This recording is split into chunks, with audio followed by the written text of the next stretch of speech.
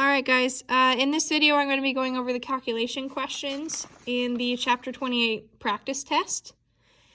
So let's get going with this. 7 says, explain what the photoelectric effect is and what it proves about the nature of light.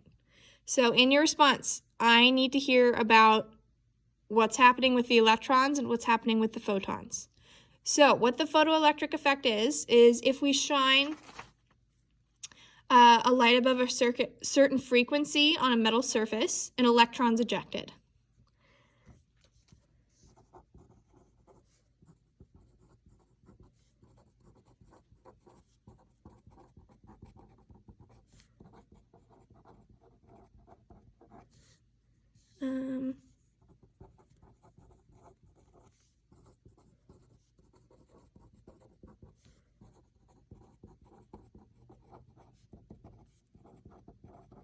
And that frequency is called the threshold frequency, and it corresponds to the work function of the metal. And what it proves about the nature of light, that's the second part of this question. I'd probably give 2 points for this, 1 for explaining what it is, 2 for what it proves about the nature of light. It shows that light is a particle and can interact with matter.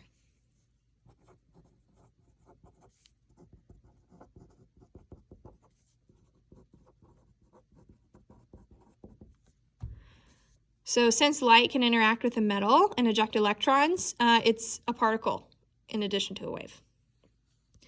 Okay, double slit experiment. That's the one that proved light is a wave.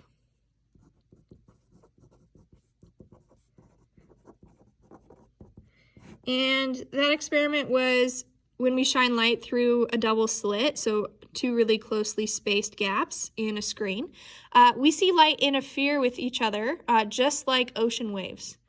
And because it can interfere and form that interference pattern, it's a wave.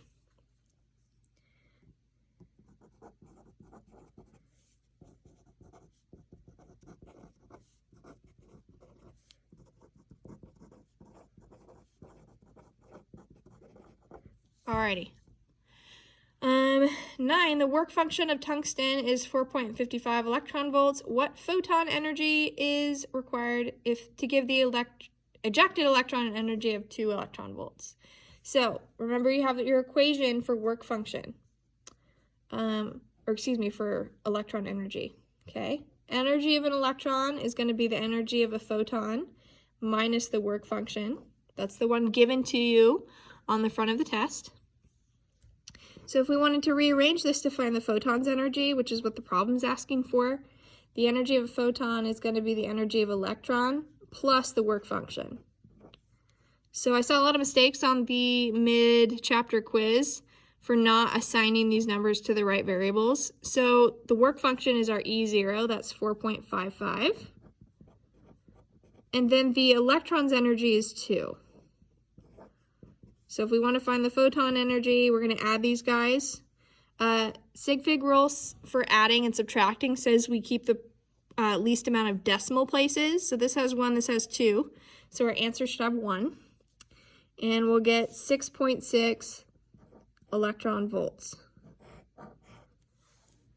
Trust me, you guys will be glad if you take college science that we've done sig figs to death, because you won't get it wrong. Okay, 10. This is going to be like that multiple choice question number, what was it, 5. So just think to yourself, if I'm putting it on the practice test twice, it'll probably be on the test. All right, so we've got a 725 nanometer laser pulse. This is our lambda. And it lasts for 3 milliseconds and contains 6 joules of energy. And we want to find the power of the laser pulse. And it says, recall that power is measured in watts, which is joules per second. So we've got the joules, it's 6, and we've got the seconds, so we're just going to divide them. So power is 6.0 joules divided by 3 milliseconds is 3.00 times 10 to the minus 3 seconds. Okay, when we divide it out, we're going to keep 2 sig figs. So this will be 2.0 times 10 to the 3 watts. or 2.0 kilowatts. Usually you measure laser power in kilowatts. So 2 sig figs, either way you want to write it is all right with me. Okay, B, how many photons are in each pulse? Again, number of photons is our total energy, so 6 joules, divided by the energy of each photon. Now, we're not given the energy of each photon, but we are given the wavelength, and we have an equation for energy given wavelength. So it's going to be hc divided by lambda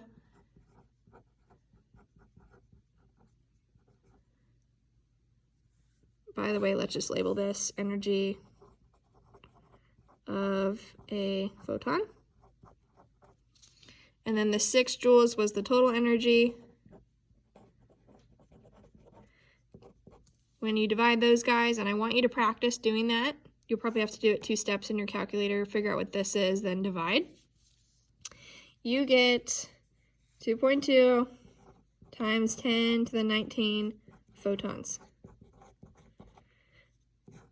Should get a really big number. A lot of photons are coming out of that laser. I'm going to email you guys a PDF of the answer key too, just so you can look at it. Okay, this, by the way, for the final, it's not going to be any bigger than our regular chapter tests. And the only thing that's different about it is there's not test corrections because we won't have time. Because seniors are out of here on Friday. All right, we've got one more page. 11, we want to find the de Broglie wavelength of an electron with a kinetic energy of 2 electron volts. Well, to find de Broglie wavelength, we need speed, mass. Is it just speed, mass? Yeah. If you look at our equation here, de Broglie wavelength is Planck's constant divided by the mass times the speed. So we've got the kinetic energy, and we've got the mass. It's given to us on the front that the mass of an electron is 9.11 times 10 to the minus 31 kilograms. And we're going to get the speed from the kinetic energy.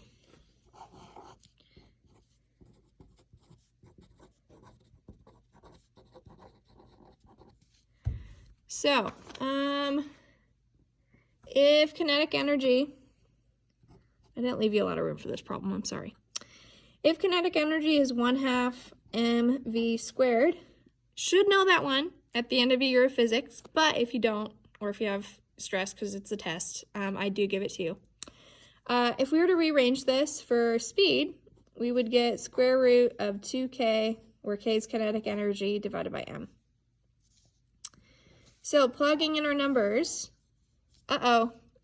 we've got a problem here because this needs to be not in electron volts, but in joules. So we're going to have to multiply by our conversion factor.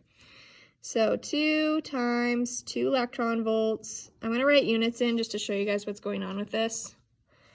And then we got to multiply by 1.60 times 10 to the minus 19 joules per electron volt.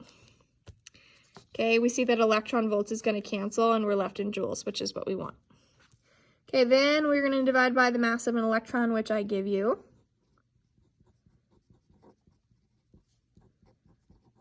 And we get a speed of 8.4 times 10 to the 5 meters per second, which seems reasonable. This would be 80,000 meters per second. It's an electron. Electrons move fast.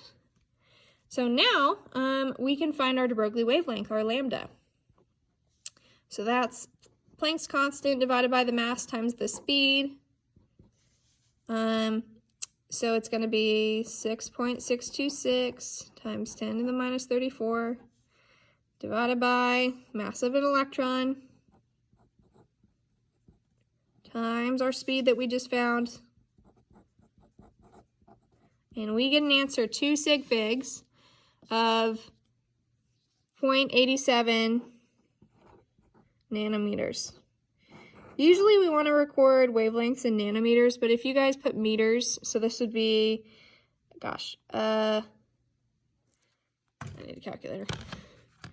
8.7. This would be 8.7 times 10 to the 8 meters. But if you want to write it as nanometers, that would be better. Okay, again, I'm going to be posting the PDF of this if it's hard to see. Okay, 12. Calculate the de Broglie wavelength of a 0.0030 kilogram butterfly flying at 2 meters per second. Yes, I did Google how much butterflies weigh in kilograms. Macroscopic objects have de Broglie wavelengths too, as strange as that is for us to think about. We use the same equation, so lambda is going to be Planck's constant divided by the mass times the speed. Okay, we're given the mass, we're given the speed, so we're just going to plug it in.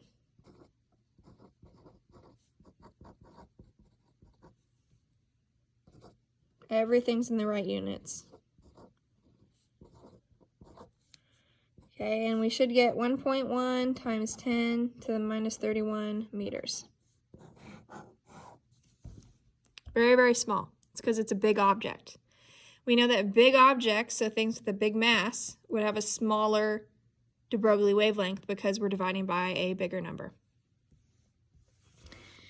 Okay, 13 is a question about a quantum system.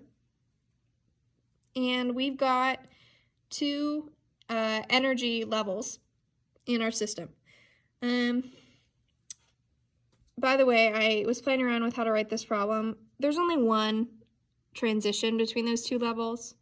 So sorry if the wording's hard to understand there. We're just drawing one transition.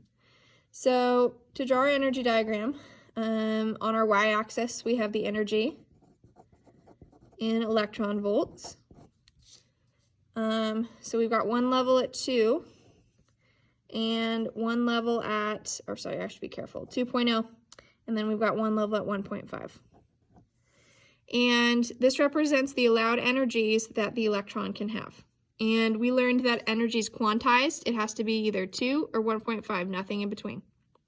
And electrons jump back and forth between these two energy levels. They can go up in energy level when they absorb a photon's energy, and they go down, when they go down, like in this problem, they release a photon. And we show that with a wavy line. Here's our photon.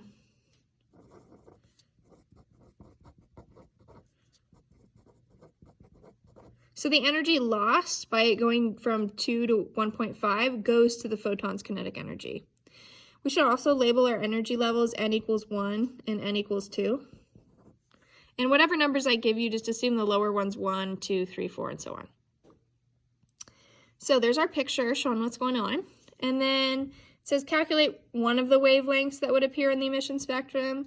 I would just say calculate the wavelength because there's just one. There's one photon that's released. So first we have to find the energy that it gave to the photon. So our delta E, and it's just going to be 2 minus 1.5. Decimal place rule, 0.5 electron volts. That's the energy that it gave to the photon, and we can use that to find wavelength. First of all, this is equal to 8 times 10 to the minus 20 joules. We want it in joules. And again, that conversion factor is on the front of your practice test. Okay, then we're going to use our equation for wavelength. It's going to be Planck's constant times the speed of light divided by the energy. I'd give this guy to you. I might give it to you, though, in the energy equals hc divided by lambda form, though. You got to remember that you can rearrange it. Okay, so plug in your stuff. We've got 6.626 times 10 to the minus 34 times 3 times 10 to the 8th. And then our energy, which is in joules, is 8 times 10 to the minus 20.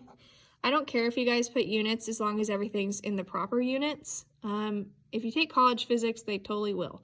So be careful with that. Like you wouldn't want to put 0.5 here. We want the joules.